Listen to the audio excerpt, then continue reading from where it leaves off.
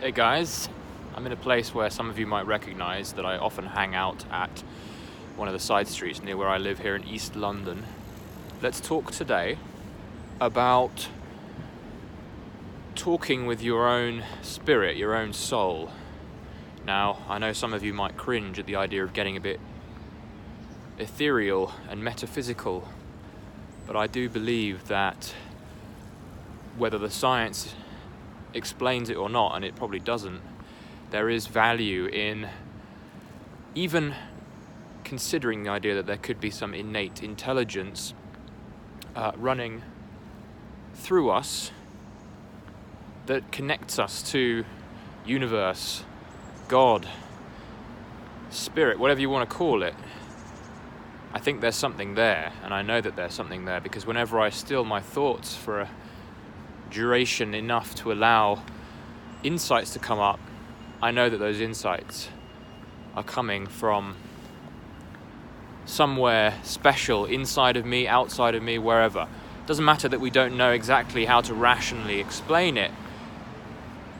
What's important is that the power is there when we allow our thoughts to still and we allow ourselves to connect with that spirit, that soul. And I want to talk about how we can make use of that soul in us in getting motivated and getting excited about things that we want to create in our lives. So this idea I got from my current coach, the great J.P. Morgan. Check out his videos for ideas on creation and the understanding that we have tremendous power within ourselves to create whatever we want, and actually everything that we see and experience is our own creation. And his mantra, one of the things he asks his clients a lot, and one of the things that I've now started embedding into my daily life, is the question, what would I love to create? What would I love to create? Every word in that sentence has meaning and power tied to it. And it's such a powerful phrase because it gets you connected to that soul, or however you want to describe that thing. That thing that knows best for you, that thing that knows how to really challenge you and knows exactly what you deeply, truly want beneath the superficialities of society that it puts on you. So what do you want? What would you love to create today? Ask yourself that as often as you can think to ask yourself it, and get creative and play with that question and see what comes up. When you use the word love, you're speaking and engaging at that point with heart, with soul, with whatever that thing is, that kind of soppy thing that is within you, some might say. So you're getting out of your head and into your body, into that ungraspable thing that engages your passion and your purpose and your calling, whatever it is. So ask yourself, what would I love to create today? And see what comes up. Because when you start engaging heart, you'll start coming up with things that will really engage you. And there is value in this, even in a business context, even in a professional context. Engaging heart. Because heart is about passion. Heart is about energy and emotion. You want these things in your life. You don't want to be too logical with everything. Logic has its place, but it's got to start from the well of heart, of love, of soul, and your soul speaking to you. And one of the things I realized today is that so many of us create objectives in our lives, or things that we aim for, or things that we want based on not what we truly want, but based on what society wants and based on what people around us want. So we choose things to do in our lives, and we choose things to incorporate that we think we want because others say they want those things, those material things, whatever it is. Whereas actually what you're doing is denying what your soul is really speaking to you about. And asking those questions can help you find those really soul-stirring, energizing answers. So my action step for you today is to ask yourself the question, what would I love to create today?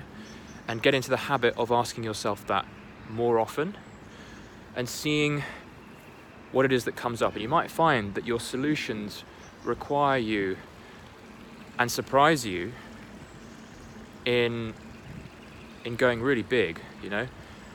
I realized this the other day when I asked myself that question with regards to my own business, my coaching practice. I realized that for the last couple of months I'd gone a bit flat, and some of the people in my coaching group commented on that. You know, I didn't seem to have that spark that I once did, and I realized that's because I was setting myself goals around my coaching practice that didn't really excite me and didn't really speak to my full potential, which is what the soul will let you know of. Your soul will tell you what those things are that really will engage you, because you know that you're moving into your full potential. You are responding to where you could possibly go.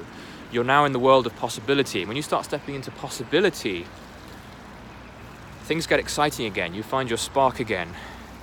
And I found that I needed to aim higher. I needed to aim for higher fees, a more premium, exclusive sort of setup that involved more adventure, expeditions around the world, all kinds of things that finally woke me up and made me much more driven now to make that a reality. And of course, people talk a lot about the importance of doing what you love. And I think that this is a similar concept, but it's a little bit different.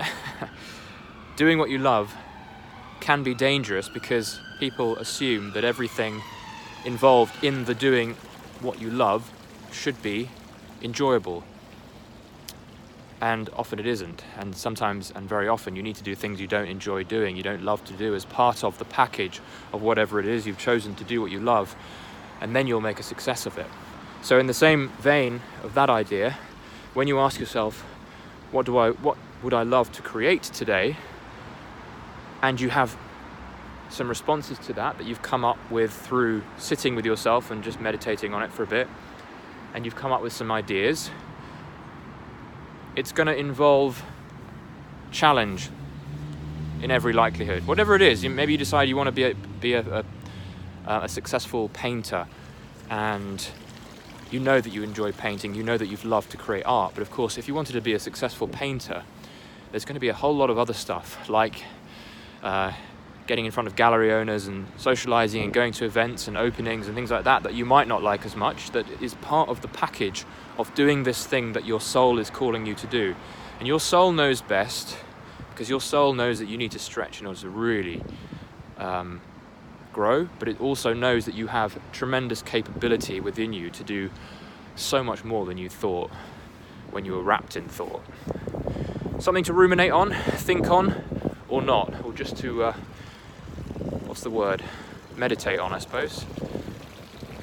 Ask yourself today, what would I love to create? See what comes up. Ask yourself this often, and you might find that your motivation returns because you're doing your soul's work. Enjoy, guys.